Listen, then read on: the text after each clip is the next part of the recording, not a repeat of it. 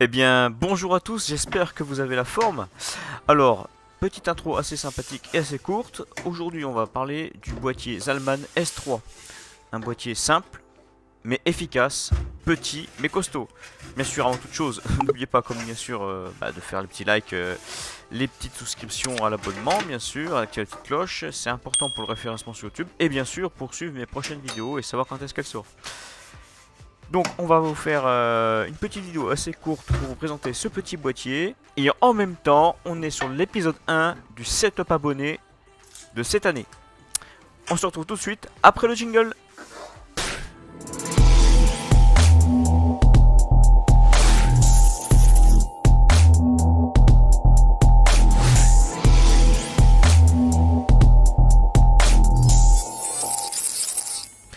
Alors voilà, petite unboxing assez simple du Zalman S3, un boîtier mid-tower de consistance, je veux dire, assez costaud pour le gabarit. Et je vous mettrai le lien dans la description pour aller directement le trouver sur internet. Alors, je ne suis pas affilié sur le site marchand sur lequel je vous le mettrai, mais j'en ai pris un au hasard, ça sera celui-là. Vous voyez, unboxing très simple, comme n'importe quel boîtier. On se retrouve donc avec le petit sachet plastique par-dessus et le nécessaire. Hein. C'est un mid-tour qui est quand même assez pas mal.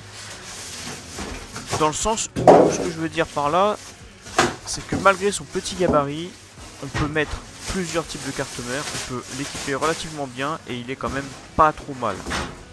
Et après, son design est assez simple. Hein. Là, on n'est pas sur une recherche de boîtier full setup RGB. Là, c'est quelque chose de simple. Vous voyez, on le compare à côté d'un Bicoyette Dark Rock Black Edition qui est une version grande tour. Et lui, il est en mid-tour. Vous voyez, à côté, il fait pas non plus pas le figure. Il fait quand même assez sérieux. C'est pas un aspect cheap. C'est vraiment le boîtier qui fait vraiment sérieux, quoi. Même limite aspect bureautique. Il est vraiment pas mal. Les finitions sont quand même bien. Très très bien. Donc, toute la partie que je vous montre là, c'est métal. Il y a la partie avant qui est en plastique. Voilà, bouton, par contre satisfaisant au niveau du bruit. Les petits filtres à poussière, donc très simple, aimanté. Simple, rudimentaire certes, mais les dimensions sont parfaitement adaptées. Ça s'encastre parfaitement bien, ça tient bien quand une fois que c'est posé. Pour l'enlever c'est facile, juste un aimant. Donc facile pour l'entretien de la poussière. Donc le métal qui compose ce boîtier est du fer.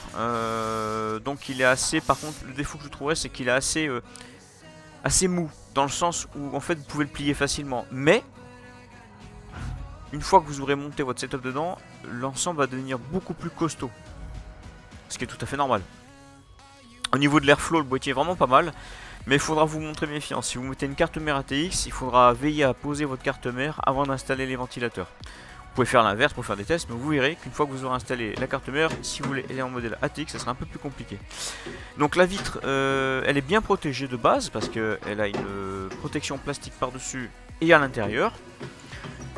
Et la vitre, elle n'est pas en verre composite ou quoi, c'est une verre en plexiglas assez simple. Donc par contre là-dessus, attention rayures, attention aux rayures, mais c'est un avantage indéniable. C'est que vous êtes un petit bricoleur, si vous avez une âme de bricoleur, très sincèrement, cette vitre, si vous constatez que votre setup a tendance à trop chauffer, qu'il soit sous eau ou sous air, rien ne vous empêche de l'enlever, de faire des trous comme une grille à un certain endroit sur la vitre, et vous pouvez installer un ventilateur dessus, ou tout simplement faire une partie d'aspiration directement sur la vitre, par exemple au niveau de la carte graphique ou au niveau du pack CPU, processeur RAM. C'est une possibilité à ne pas écarter pour les fans de modding par exemple. Donc dans ce setup, dans ce boîtier, on peut y installer un système d'airflow assez simple, mais efficace. Mais on peut tout aussi bien passer en water cooling, j'entends par là le all-in-one. Voilà, donc un water cooling custom c'est possible, mais vous serez un peu à l'étroit. Par contre un AIO de petite taille, donc en 120 ou en 180, ça passe, il n'y a pas de problème. Vous pouvez le mettre en face aspiration avant, en face par-dessus. Par contre, ce que vous pouvez voir, c'est que sur la partie avant, là on voit l'arrière, la face avant a de très petites ouvertures sur les côtés. Elle n'a pas d'aspiration complète par l'avant en direct. Donc par contre, au niveau de l'airflow, c'est un petit peu dommage. Au niveau de l'installation des disques durs, vous avez une baie, vous pouvez installer deux disques durs en dessus. Refroidi par en dessous avec une prise d'air direct. Vous avez 2 emplacements SSD à l'arrière, c'est vraiment pas trop mal. L'emplacement pour comment dire, l'alimentation électrique est suffisant, une grosse alim peut passer, mais par contre attention, vous serez les 3, donc si vous y mettez une belle araignée de câble, va falloir apprendre à être organisé, ou alors prenez une alimentation full modulaire si vous voulez pas être embêté. Donc c'est assez costaud. Ce qui me manque éventuellement, par exemple, oui, il y a un filtre à poussière en dessous aimanté, lui aussi. Il en faudrait un sous l'alimentation. Au niveau des pièces en plastique, il y a des patins en caoutchouc, mais l'ensemble est costaud et relativement solide. Hein. Il suffit de tapoter un peu dessus, vous voyez, ça tient quand même vraiment pas trop mal, c'est bien assemblé. Voilà, ça sonne un petit peu creux parce que forcément, voilà.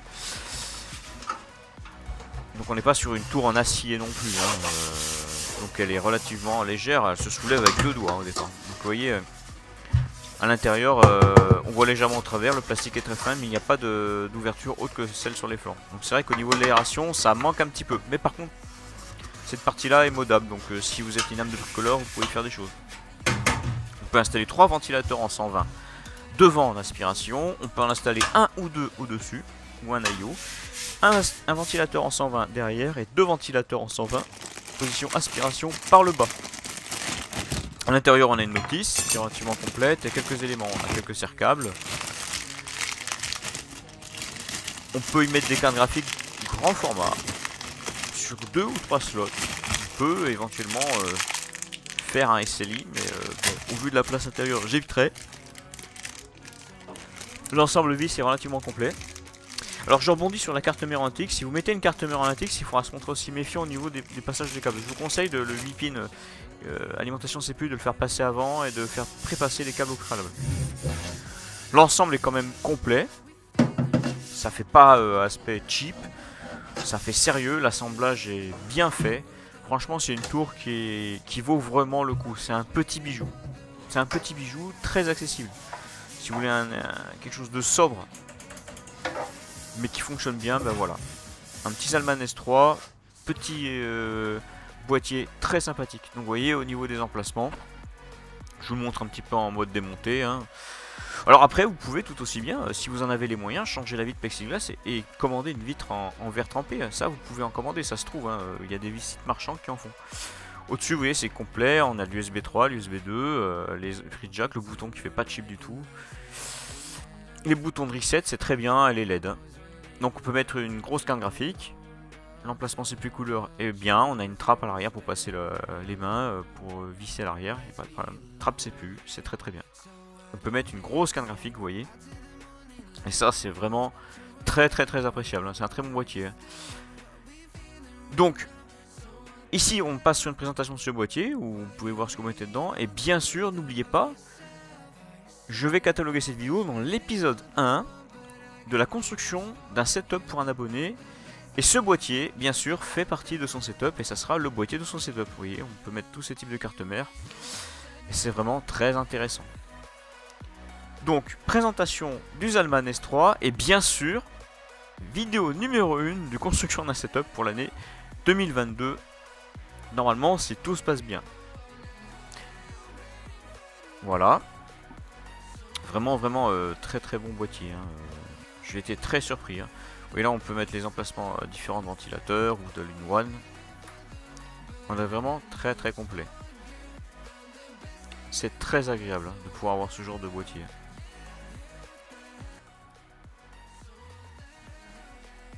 Dans tous les cas, j'espère que vous avez apprécié cette vidéo, mes très chers amis. Et on se retrouvera bientôt pour de nouvelles vidéos, 2 par semaine. Et bien sûr, suivez jusqu'au bout la construction de setup qui va se faire tout au long de l'année. Prenez soin de vous et à très bientôt.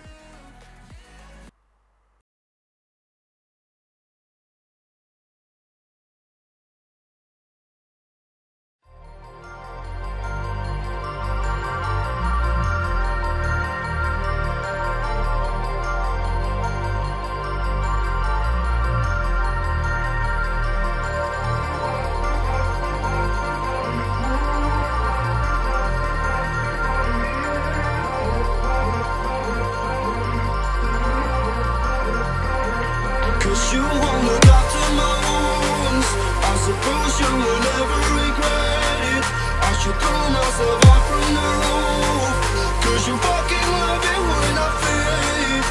'cause you won't look after